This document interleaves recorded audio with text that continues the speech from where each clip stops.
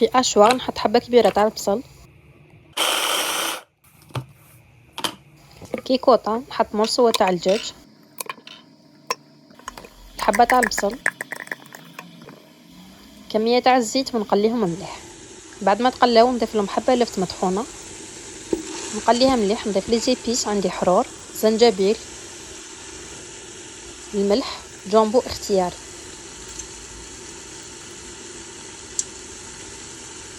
حمص، خضره عندي كورجات، لفت وبطاطا. نمرق بالماء سخون، عود قرفه، نغلق الكيكوطه ونخليها طيب. في قصعه نحط الرشته ونفتحوها مليح،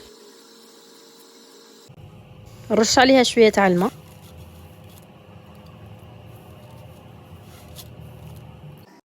نفورها،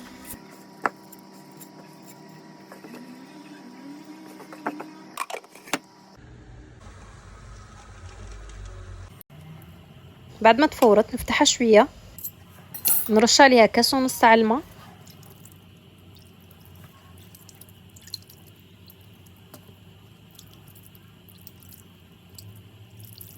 الملح وجوج مغارف كبار تاع الزيت.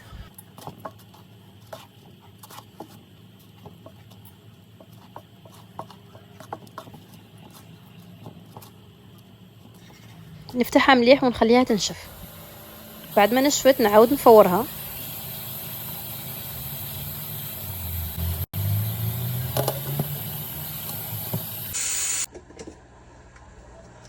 بعد ما تفورت للمره الثالثه نفتحها مليح،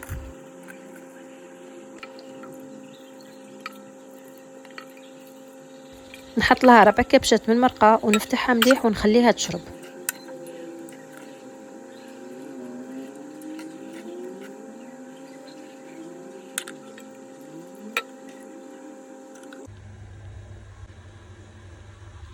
بعد ما شربت مليح المرقه راح نفورها للمره الاخيره.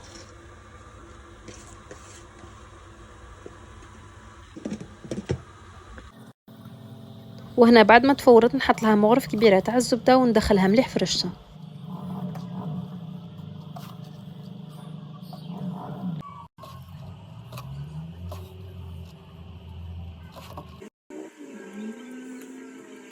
وهنا الرشه راهي واجده، نروح نقلي الدجاج.